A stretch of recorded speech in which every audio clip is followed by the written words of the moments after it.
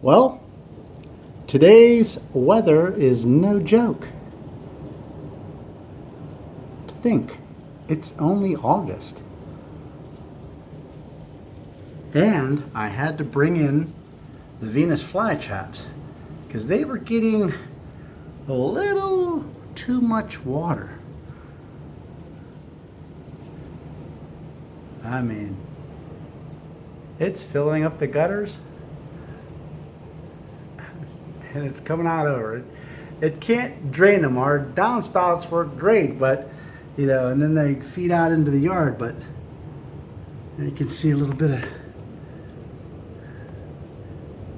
But even though it feeds out, it actually goes down under the yard and feeds out way down there into the pond, and the stream is fed from this way. Even with all that, it can't take the rain that's coming down right now. I mean, look at that beautiful willow tree. I love storms though, as long as they don't hurt stuff.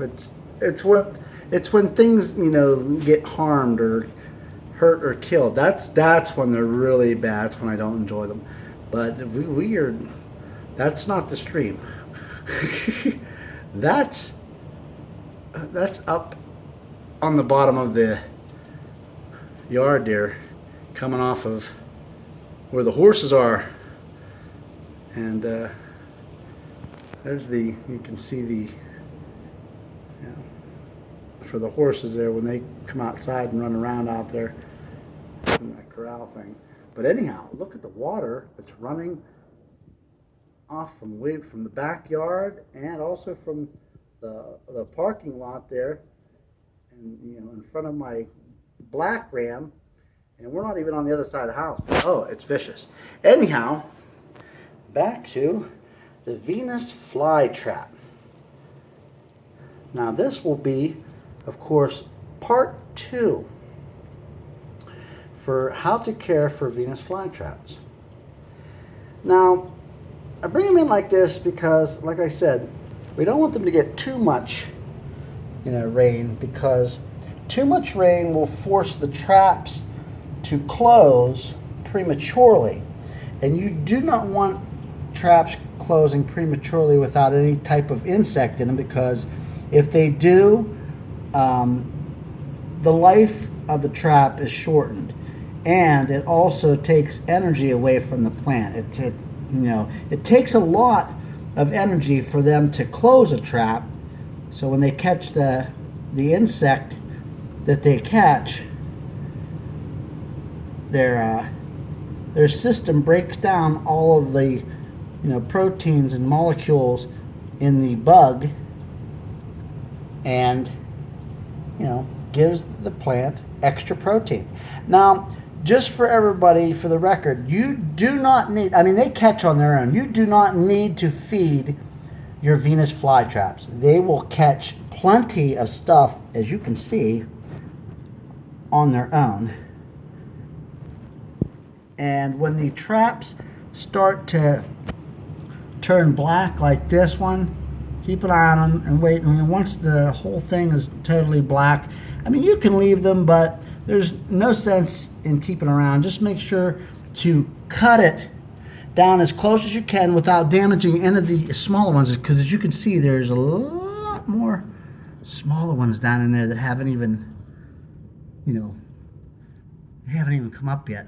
They haven't even stretched their little leaves and open their trap, so to speak. Now, if we look over here at the smallest one, there's the smallest one, and it's a lot bigger than it was in the very first video. Now, instead of just like the 3 or 4 leaves that were there, now we have 1, 2, 3, 4, 5, 6. There's 6 of them, and pretty soon the trap right over here on this one, that's going to open.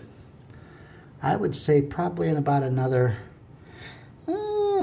3-4 days maybe, it'll open, and then it'll look like this little one over here. Where's that real small one?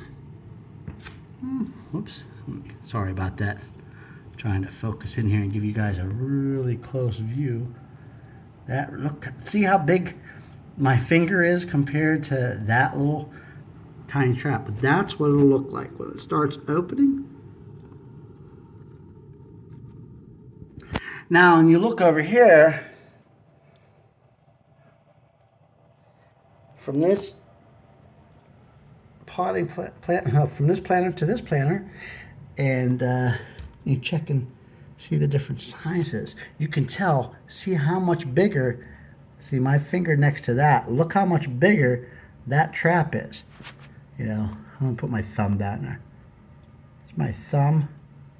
And that's, you know, it has a ways to go yet, but he's pretty big. Let's see now, I've come in there. Let's see if I can get my thumb in there and get it. As you can see. Oh, get my thumb closer. Don't want to get bit. Oh, ow! No, I'm just kidding. Anyhow, let me get it real closer.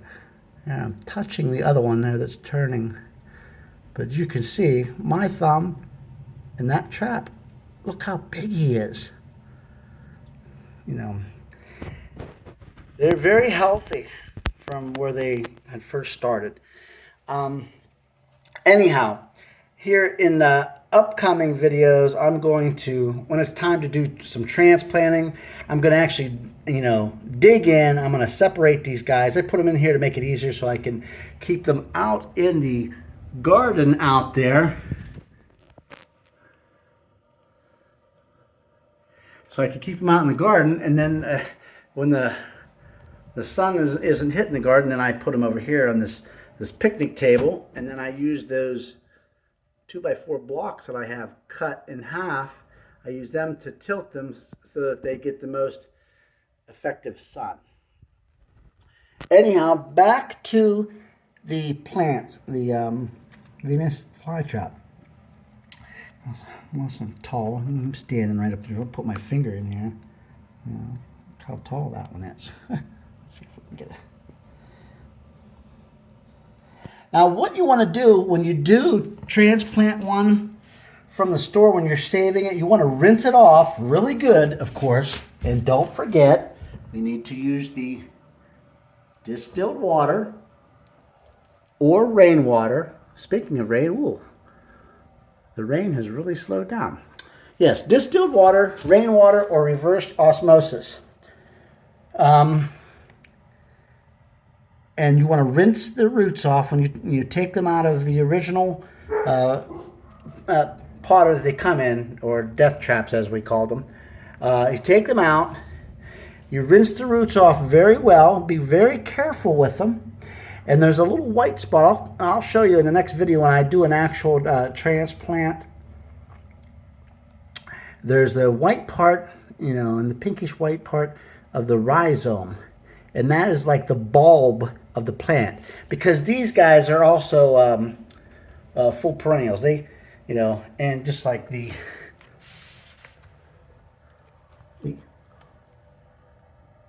full sun perennial. Bug bat pitcher plant. If you remember that from the first video I showed you.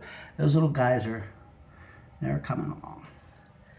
But yes, the Venus flytraps are also perennial. And they have the bulbs, which is called the rhizome. And you want a little, very, very little bit. Not a whole lot. Maybe like the tip of my fingernail there, maybe showing the white part there that I need to cut off. Oh, I'm starting to get claws. No, joke aside. Yeah, about that much showing of the rhizome. Not a whole lot. Just enough to just barely see it. And of course the perlite. You know, there's a piece of perlite. Perlite and the peat moss. Perlite and peat moss. Yeah, I got like I said, I have a 50-50 mixture going on in here with a very little bit of sand. You can't even tell I have it. Just enough, you know, for drainage so they don't get all sogged out. And of course, I had water in them because it was a nice sunny, warm sunny day. But as you can see, I mean, there's still plenty in there. a whole lot. Now you don't want to leave them in it totally all the time. You don't always want them, 24/7, day in and day out in the water, unless it's extremely hot where you live. Then you want to keep them in a tray of water. But you want to give them a chance to dry out, not dry out, but let the water tray dry out. And when the water tray, and you see it's dry, and then you check the soil, and make sure it's still a little, has a little bit of moisture to it. Don't let it get bone dry, because that's not good, because then that could harm the roots and the rhizome. But watch for when your tray gets dry, and then that that day, at the end of the day, make sure that when you bring them in out of the sun, that you add water to the tray. I like to keep roughly about half to 3/4 of an inch in there, and I keep an eye on them closely. I some people think that I'm a little obsessed, but I've made it this far. These little guys, they are not all of them. Well, yeah, the majority of them. Of course, Seymour, the original Seymour there, he's doing really great. He's huge. But like I had said on the last video, he started with 7 traps, and I split him up. This was part of Seymour too. This one here and this one here, it's all part of Seymour.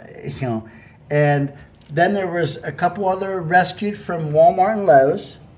But then, I ended up with all of these now, out of a total of 3 plants. So that's pretty good. We got 1, 2, 3, 4, 5, 6, 7, 8, 9, 10, 11, 12, 13. And actually you can count this, as a lot more. There's like 13 separate ones, but the original Seymour, split in half and then broke off each one of those, more and more. So, technically there's 13 individual pods, or whatever you want to call them, little, plants. But there will be a lot more in the spring. Well, this fall I'm going to do some transplanting and split these into little tiny, put them in a little tiny round pots about that big around, maybe about that high, so that they can go into their dormancy period. Because when you do repot them, remember, don't think that they're dead, because sometimes they look like they're really struggling. They might get pale, and some of the traps might die off. But have no fear, because like the little one here, that's what that one actually had died off, and I didn't think it was going to make it. And then all of a sudden, one day I seen it sprout up. I was like, wow, it sprouted up. It survived. So don't count off. Sometimes it can take later on in videos in the future, I'm going to teach you guys what I've learned about propagation on them. And you can take 4 or 5 months before something like this. I mean, when I did that back early, let's see, yeah, this is August, and it just did. So it took at least 4 months it looked like it totally died off. It took like 4 months for that little one to survive and show itself again. So don't write them off if you don't see something. If you've saved it from the store, Lowe's or Walmart or wherever you may get yours. And after a few weeks of repotting, as long as you do 50% perlite and 50% peat moss, and put a little bit of sand mixture in there, maybe like 20% sand. Don't write it off. If it disappears and withers, turns black, this and that, it may die. I don't know, but most of the time, from what I've researched, they will come back. Like I said, they are perennials. They come back every year. I I wouldn't leave them outside here because the weather here is it's, we get, some pretty cold days. Sometimes it can be, in the negatives, below zero for, a few weeks on end.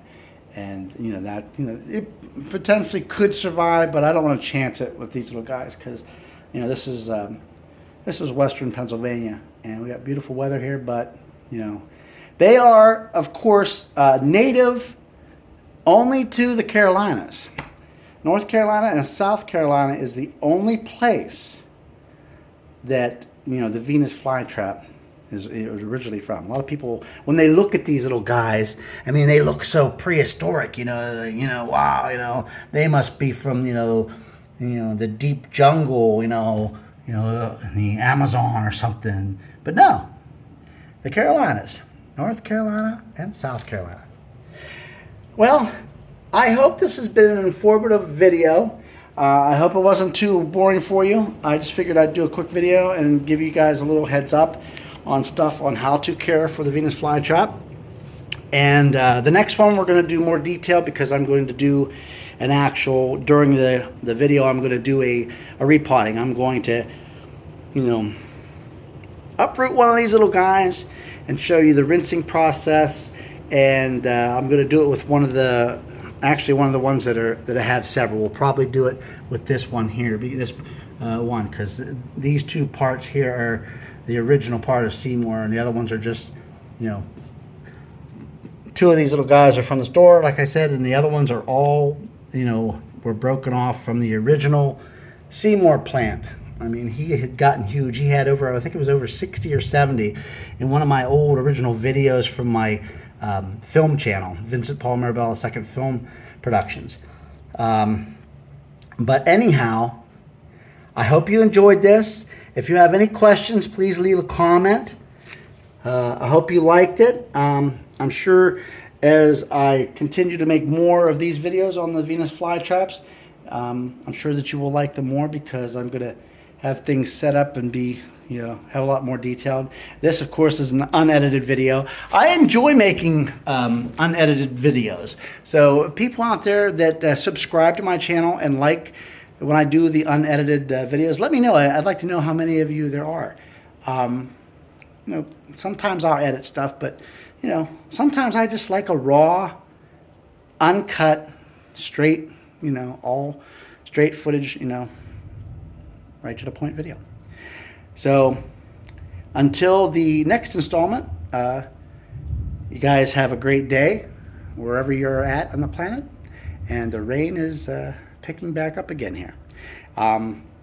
Thank you to all my subscribers out there. I appreciate your support. I hope you enjoy all my shorts. I like to do a lot of green screen and split screen parodies of Frankie LaPena's channel. He is just amazingly funny. He's hilarious. Some people might not find him funny, but some people do, and he is mega famous. I mean, he became famous on TikTok, and of course, I'm here on YouTube. I have a TikTok too, but I haven't. I had some problems with the stuff, and I wasn't able to figure it out. And one of my kids weren't around, so I'm going to get back on there and straighten it out. But if you go on TikTok, you can find, I had Vincent Marabella, how did I have it? Vincent Marabella Film Pro 1, and then Vincent Marabella Film Pro. Right now, there's one up there, it's just, what was it, Vincent Marabella number 8 or whatever. I'm not doing anything with it. It's just sitting there. So don't follow or subscribe. Don't follow that or whatever. If you're gonna follow anything, follow. I have 2 original TikTok channels, platforms, whatever you want to call them, and that's Vincent Marabella Film Pro 1 was the original one, and then the second one was my backup from my backup. I called it Vincent Marabella Film Pro. So the one is Vincent Marabella Film Pro with a 1. And then the other one's just Vincent Marabella Film Pro. So enjoy. I've got thousands of TikToks.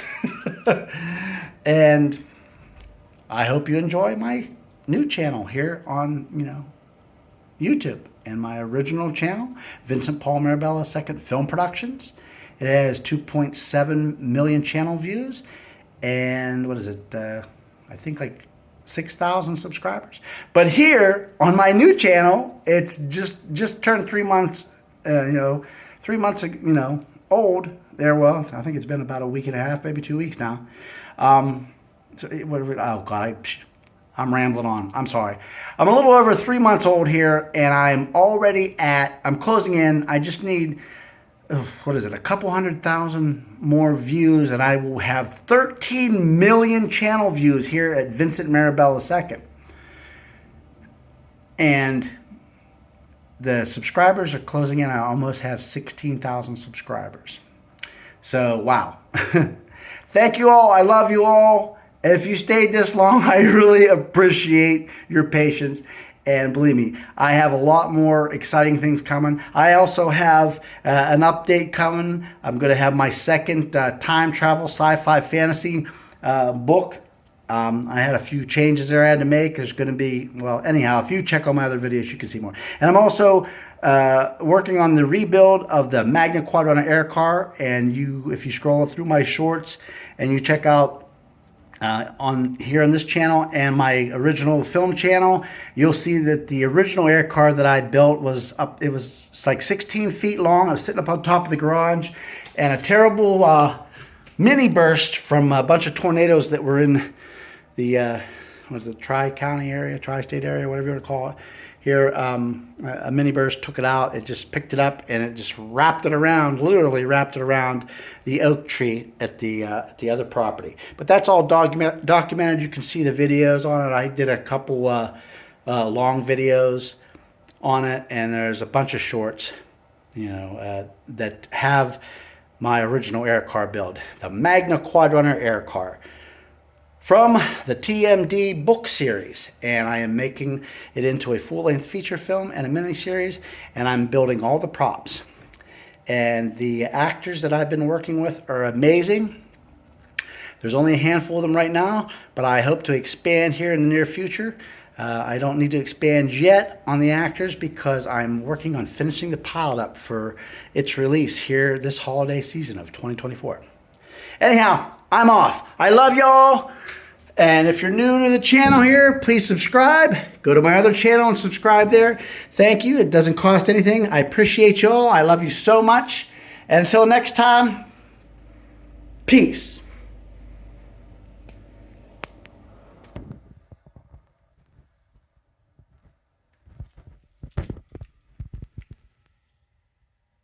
Feed me, Vindor!